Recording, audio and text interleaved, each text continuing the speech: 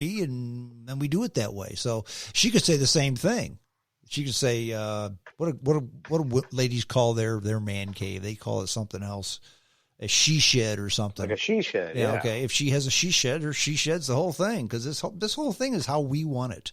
There's nothing that I look at something she's done and turn my nose up at, or the other way around. This is our place. So, yeah.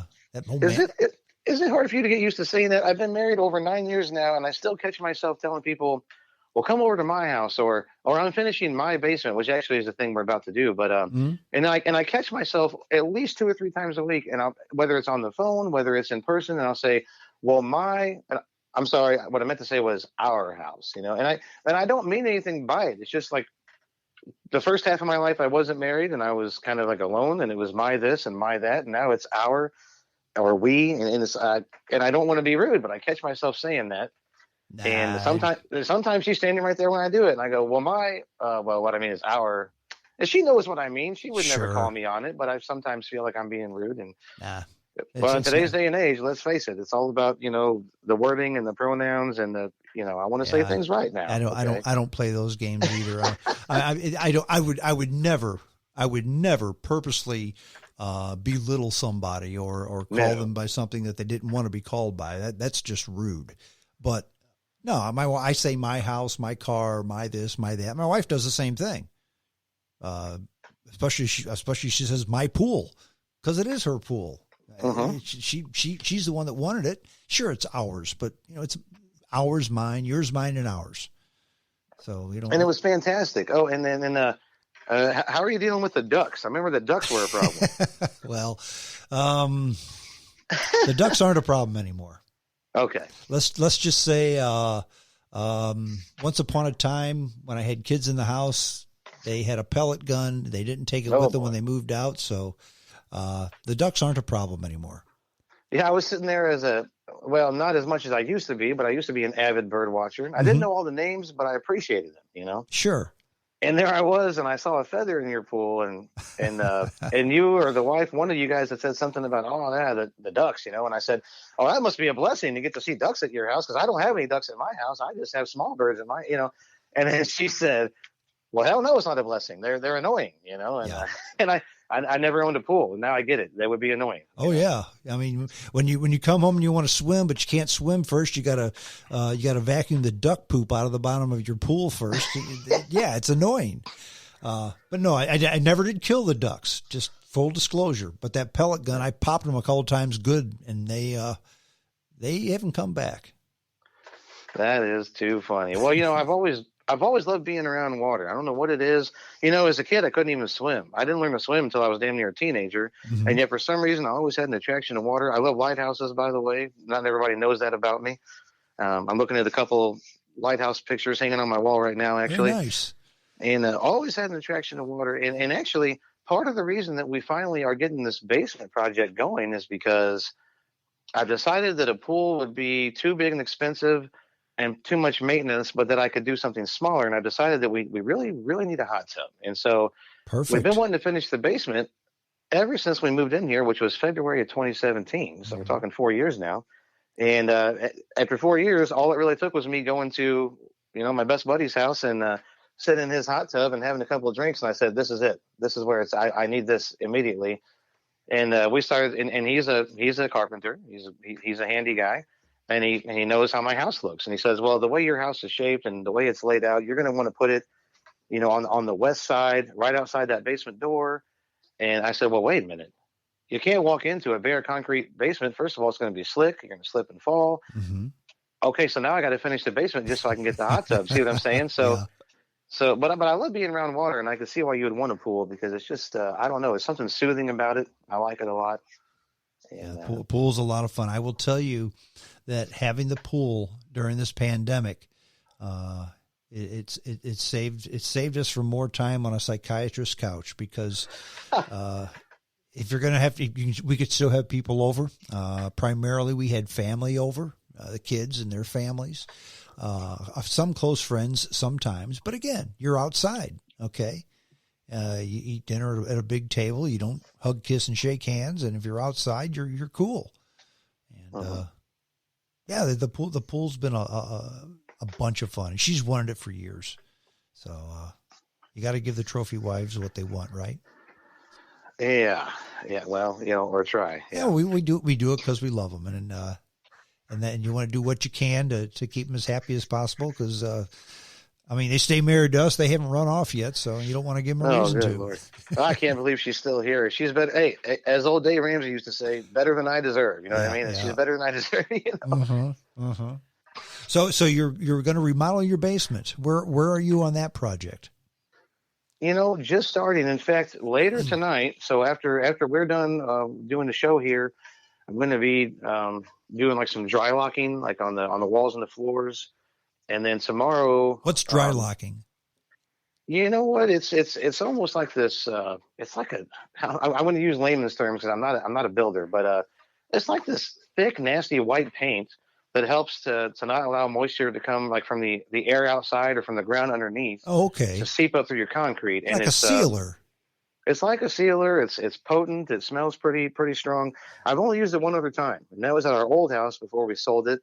It was one of those houses where, it's a 1-story in the front, but in the back it's a 2-story because the basement's exposed, and those exposed walls, I guess they tend to sweat, and so inside you get moisture and sweat, which can lead to mildew. You don't want that, and so you got to clean the concrete up and dry lock it to keep them from sweating and growing mildew and mold. Sure. Now, luckily at our new house, we're on a hill. The drainage is great. We don't really have that problem, but we're about to cover all that up. And so right now, if we were to get a mildew problem, you would see it and you would say, oh, well, that we had a heavy rain, or maybe, there's some things growing on the wall. We're going to clean it up. But once you insulate and cover it all with drywall, you're not going to see that. You're not going to know if it's there, and you don't want any health problems in the future. So the person who's my contractor basically said, who also happens to be a friend of mine, and he says, I'm going to save you some money. I'm going to do the stuff that's difficult. You do the stuff that's easy. You can do this yourself. And so I went to Lowe's today and, purchased some items. I got the dry lock for the floor, and tomorrow we're getting the lumber. So what we're going to do is, when we bought the house, the basement was a little less than 50% finished. So there's 2 rooms, one of which is my studio now. There's another room that was just an empty room, but because of the lockdown is now the trophy wife, Diane. It's Diane's office now. She's been working from home ever since last March and loves it. I mean, she wanted to do it for years. They would never let her do it. She said, we work on a computer. We answer phone calls. Why can't we work from home? And for years they said, oh, we just can't do it, or it would cost too much. Well, I'll tell you what, and she wouldn't mind me saying this. I mean, she works for Merritt's and in one of their divisions. Mm-hmm. And so for the longest time, it was, well, we just can't afford to do that. And to send everybody home with a computer would cost too much. Well, I'll tell you what, when St. Louis County locked down and they didn't want people going to work and they were going to start losing money, all of a sudden they said, come get your computer, come get your phone, take it all home because we don't want to lose money. Well, so you see, yeah, they couldn't do it before, but all of a sudden now they could do it. You see. Well, it's like I mentioned before, the pandemic forces you to do a lot of different things. I would have never, ever, ever agreed to do most of my interviews via the telephone. And right. Now I do them all that way because of the pandemic. And while I will still have people out to the house or to the studio, sure, but the phone interviews work just fine. It's the way people want to do it. They just soon do it that way. Then it's if you do an hour podcast, okay, with me, or if someone does an hour podcast with you, sure, you got that hour podcast. You got a little intro and outro, talking before and after. But if you got to get in a car and drive an hour to get there, that's an extra 2 hours. People are busy, man. People have a lot to do. Exactly right. And I was listening to so actually, until I did your show for the first time, I really didn't listen to any other podcasts. And then you said something about Joe Rogan when me and Diane were at your home studio. So that was 2018.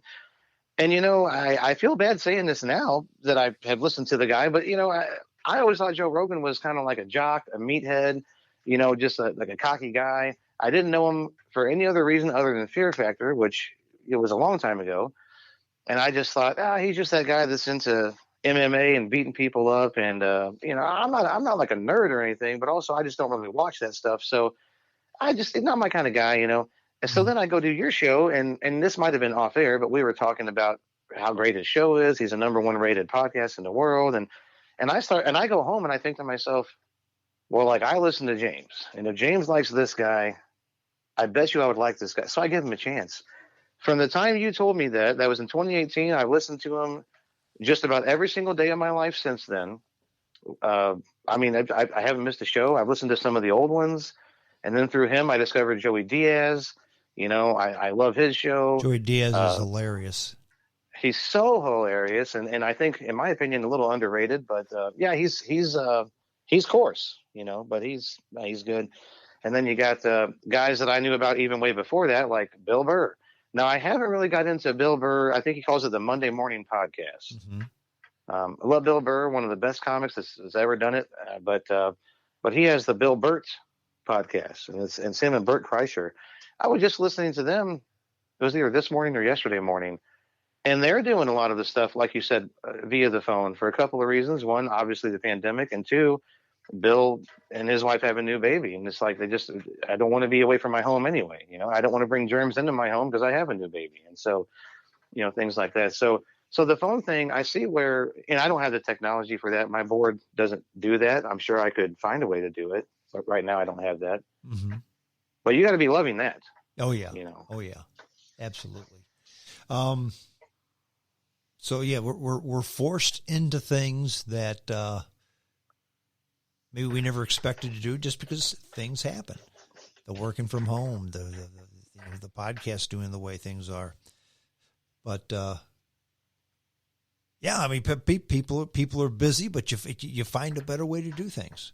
You just find a better way to do things. That's how it works. Without sometimes. a doubt. What's that? Without a doubt. Yeah. I mean, it's you know, with my job, I guess I'm what you would call a first responder, and so like for people like that, if you're in law enforcement, you're a firefighter, you're a paramedic, you know, things really didn't change that much for you. For one, you were always concerned about what we call body substance isolation. That's what Mm-hmm. they call it, which means, and a friend of, well, actually, no, it was my aunt. My aunt is a nurse, and she said it best years ago. She said, well, the #1 rule of being a nurse is, if it's wet and it doesn't belong to you, you better put on gloves. And so we've always felt that way. So now it's a pandemic, and I feel like I hate this term, but I'm going to say it. I've been a germaphobe for many years. I mean, since I was probably in my late teen years. I'm 38 now. So I've always been the guy that carried Germ-X in his pocket. I've always been the guy that washed his hands 20 times a day, more than that probably. And I feel like people looked at me like I was crazy, like I was some kind of paranoid guy. And now everybody's like that. Yeah. And I'm like, now see, you guys made fun of me, you know, and now it's everybody. Yeah. Now everybody washes their hands, and we probably should have been washing our hands all the time. I'll never forget. I was working with a guy one time. We're both standing at the urinal, and we finished up about the same time. We went to the sink. I went to the sink, started washing my hands. He started walking out the door. I said, "Hey, what are you doing?" He said, "I'm going back to work." I said, "Aren't you going to wash your hands?" He said, "I didn't pee on my hands." And he walked out the door. Yeah. And I'm thinking, you just touched your junk, and now you're going to touch something I'm going to touch. I don't want anything to do with that. But, I mean, he was serious.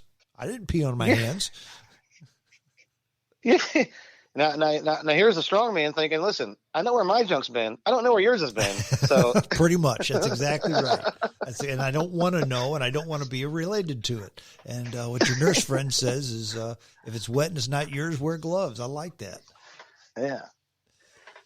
So, no, it's been a real trip. I mean, I have to say, it's such a mixed bag of feelings for me, because as much as I've always worried about, and I'm not talking about dirt. Regular dirt's okay. You want to go work in your backyard and have a garden and get nice and dirty, that's not the same thing. But we're talking about, different stuff. We're talking about things that are actually gross, and there's dirt, and then there's, being dirty.